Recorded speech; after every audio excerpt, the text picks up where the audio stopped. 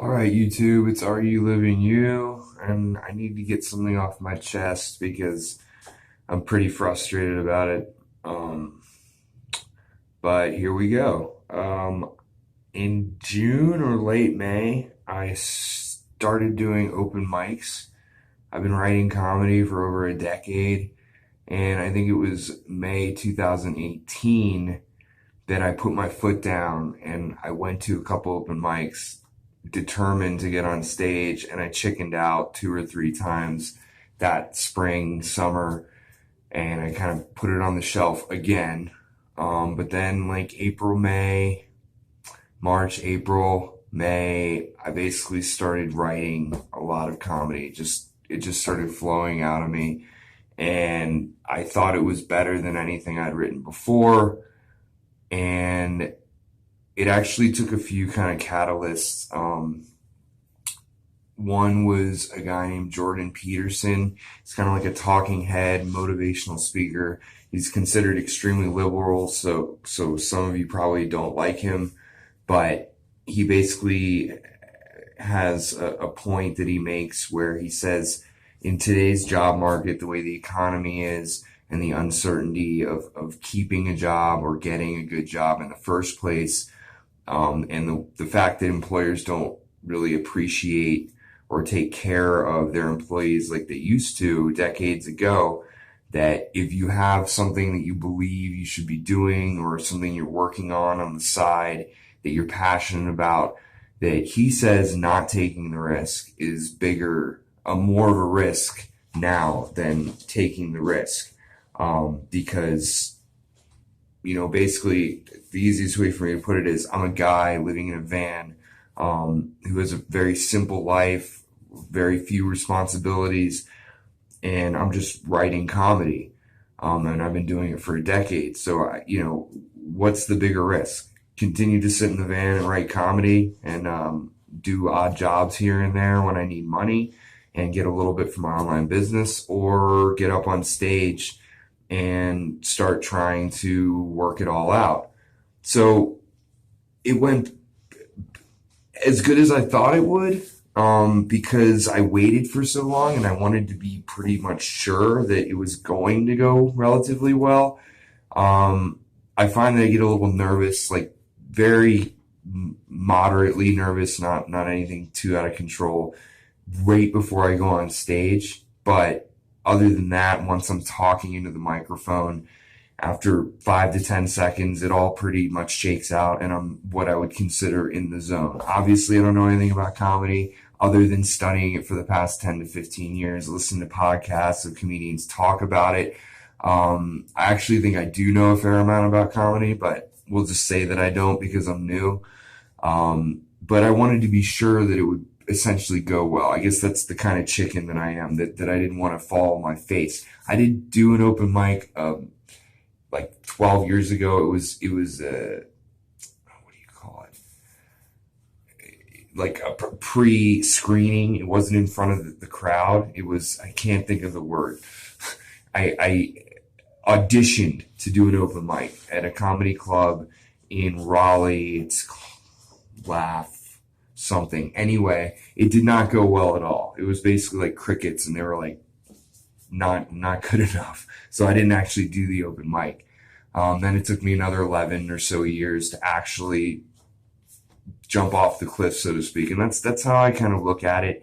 I've been cliff jumping before. That's probably one of the more risky, adrenaline seeking activities I've done, in my teens and 20s, a few 50, 80 foot cliffs. And the first time I ever did it, I literally would walk up to the edge and then be like, it's time to do it. And then be like, no. And then walk back and then hem and haw and then go out to the edge again. And after like 30 minutes or 20 minutes, I finally jumped. And that's kind of how I would describe getting on stage. Because after I did it the first time, I literally did like 3 or 4 open mics a week for 2 or 3 weeks after that. And I just wanted to continue to get on stage. The first one went well. The second one did not. I did other material that I didn't do the first time. Then essentially 3rd through 12th open mic went well. Good audience reaction. Maybe another one went moderately okay or not so well. I think there were two bad ones, and the rest of them were good. Like 10 out of 12 were good. And I would have people come up to me, patrons that were just at the venue, the bar, tell me that it was good or I should keep doing what I'm doing. I had other new comics, slightly more established comics, telling me that it was pretty good for my first try. And so then you can get on a list, on like a voicemail list, to call into Comedy Works and do a 2-minute newbie set that they allow 2 people every week on a Tuesday to do their 2 minutes. So it took me, whether I missed my name being called, but I had 15 calls to this number on my phone when they finally called my name to go do my 2-minute set.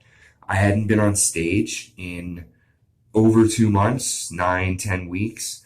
Again, I was a little bit nervous listening to the other comics before I went up, and then knowing that I was about to go up, I got a little more nervous. But pretty much as soon as I started talking into the microphone, it all went away. And I did 3 jokes that I knew worked from doing the 12 open mics. I didn't try anything different or new. I basically went through the jokes how I didn't flub anything, didn't forget anything, and all 3 of the jokes got laughed through the joke, at the end of the joke. And I went way past 2 minutes, into like 2 minutes and 50 seconds, and they cut my mic off right as I was finishing the 3rd joke. And the audience literally went, oh, like they wanted to hear more. The trouble is, I got a result that I didn't even expect because I'm not that smart. I didn't think it through. I didn't realize that I could get a good audience reaction, and essentially the management of the club would shake their finger at me. And I mean, literally, I had the people in front of me getting their evaluation, telling Trump jokes and dick jokes and ball jokes. Pretty much what I would consider very easy, lowbrow type comedy to get laughs. That's not what I do. I'm more of an unstructured storytelling type comic, wannabe comic, whatever it is. And so when they got to me, it's funny because they called the other new comic out for not pulling the microphone out of the microphone stand. They just kind of looked at me, and the facial expression changed, and they basically started being like, you need to do it like everybody else. They didn't even mention that part about the microphone stand. I tend to just not want to mess with it because I don't want to distract myself at this early in the game. That's why I didn't pull it out of the stand, because I'm easily distracted. And so a comic that does a regular article in a local kind of lifestyle magazine in the Denver Boulder area, his name is Mike Stanley. I don't know much about his comedy, but what I do know about it, I don't think is very funny. And I'm not saying that as as a response to what he said about my set. I'm saying that I would read his article months ago, a year ago, and I would basically just be like, huh? To me, he's not that funny, and I don't respect him as a comedian. I have other people that I respect far more than I would say him. I don't even really know him besides some of his comedy.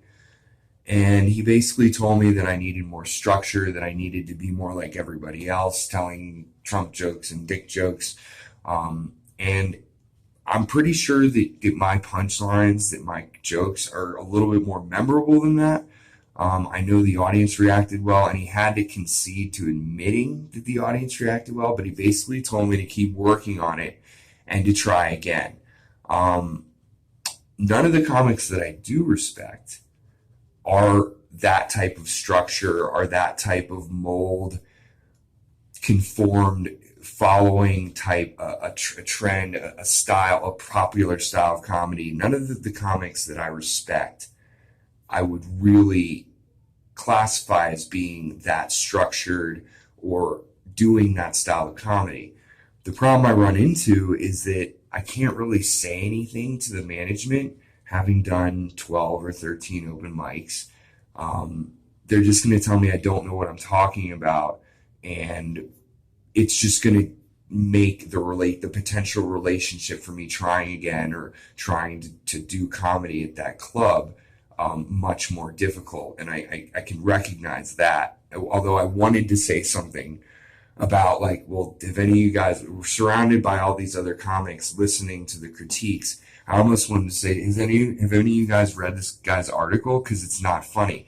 But that wouldn't have served me or done anything positive for me. And it would have just gotten a poor reaction from the management and then a kind of a black mark on my name. So I just smiled and said, thank you, okay, and I left.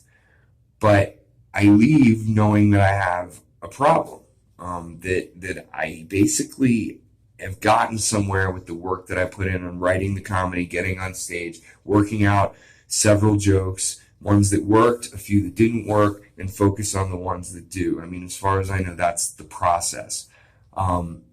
I have to now not move up to the next level, but start all over again, wait in line, and do a 2-minute newbie set, which is extremely limiting in and of itself, because I have probably 8 to 10 jokes that I could tell